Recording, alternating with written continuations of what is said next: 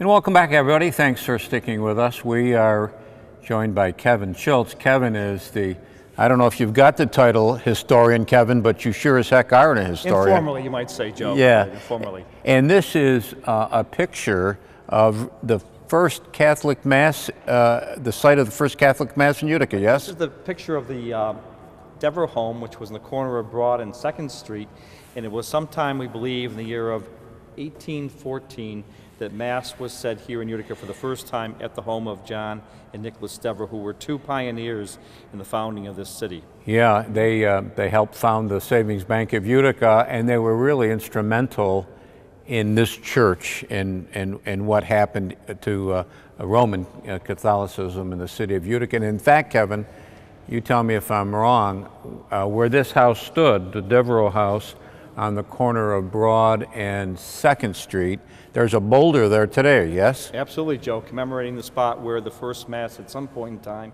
in 1814 was said in Utica by a missionary priest from Albany, Father Paul McQuaid.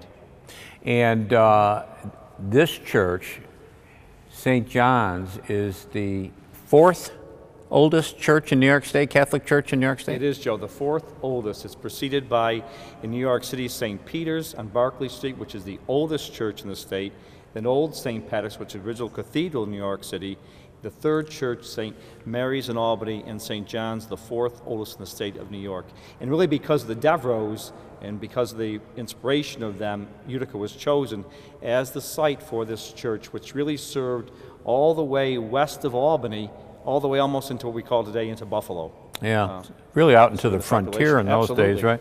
This is the, and we'll see if we can get a shot of this. This is a picture of the exterior of the first church, correct? Absolutely, Joe. The first church built here was built and it was dedicated on August 19th of 1821. It was built by a Utica architect by the name of Edward Crane. It was simply about a small structure, about 45 feet by 60 with a cupola on top. It would hold maybe about a couple hundred people. At that time when it was built and dedicated, there were really only about 30 Catholics here in the city of Utica. So there was really a small Catholic population, and that church served until about the summer of 1835 when it was moved across the street by the brother. It was on this site. On this exact spot. And interesting enough that the land here was donated by a judge who was a Protestant, Judge Morris Miller here of Utica. He donated 90 feet on John Street and 100 feet on Bleecker Street to build the first Catholic church. So when that church was done, its usefulness, they moved it off of the site? It was. In the summer of 1835, it was moved to the corner here, the southwest corner here of Bleecker and John Street. And it stood here for many, many years. The cupola was removed at some point in time, and it was really torn down sometime around 2010. It used to be John's Beauty Shop for a number of years. Well, so what became John's Beauty Shop really was one of the oldest structures in Utica. Absolutely, going back to 1819. And this is a picture of the second church here of St. John's replaced the first church. This was built in 1836. It was completed. Actually, Mass was celebrated there Christmas Day for the first time. And really the population was growing here, and not only that, but the Catholic population of Utica because of the digging of the Erie Canal, which began on July the 4th in 1817, actually, in the city of Rome, and that brought a lot of Irish immigrants here, so it made way for the second church, which was built in the style of Greek revival style. I think I was skipping school when they were teaching the dates, but the one date that I do remember is July 4th, 1817, for the start of the digging of the Erie Canal in Rome, New York. Right? In Rome, New York. And this looks something like the church that we're standing in right now. It certainly is. Again, the third church, built on the site as the Catholic population continued to grow, was built and it was dedicated in 1872. The work was begun on it in 1869, and actually when the dedication service was held, when they put the cornerstone in, they had the foundation of the church, and that was held in June of that year of 1869, but the building was finished enough by December of 1869 they could have Mass here. There were no windows, the plastering was not done, the interior was very unfinished, but they held Mass in here on Christmas Day on 1869, December 25th. Now on that picture, Kevin, there's no spires.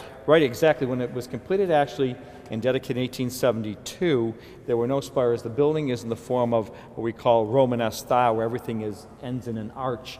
But in 1891 to 1893, the Gothic spires were put onto the building, making it a visible landmark throughout the whole city of Utica and even the countryside. At that point in time, 10 bells were added to the bell tower, which played in G major. You were telling me before the show, Kevin, that one of those bells pretty heavy, yes? Right, oh, it weighs over 3,000 pounds. And the bells were presented here in the sanctuary and blessed on March 19th of 1893. And actually then they were put shortly thereafter into the bell tower, and they were present here right along the altar rail here in the church. The stained glass windows, these stained glass windows are beautiful. Sure. Most of the stained glass windows now are the work of the Rambush Studios of New York City. This window here we call the Te Deum window, was actually designed by the pastor at that time, was dedicated in 1950, Monsignor David Dooling, who you can see over here at the far end of the window. Next to him is the bishop of that time. We have auxiliary bishop, Bishop Cunningham. The Pope was Pope Pius XII, and we have here Michael the Archangel and Cardinal Spellman, who was a cardinal in New York City, and again, the bishop of that time, who was Bishop Forey. In the top we see there Christ triumphant, who is marked by St. John the Evangelist on one side and St. John the Baptist the other, and God the Father is overlooking the Son. And here we have the apostles at the top of the window and the faithful people of the church. Kevin, you mentioned a cornerstone. Do you know where the cornerstone is? Well, believe it or not, I mean, we've had a few searches for the cornerstone. We think that at some point in time it was disposed of, unknowing when some work was being done on the foundation of the church.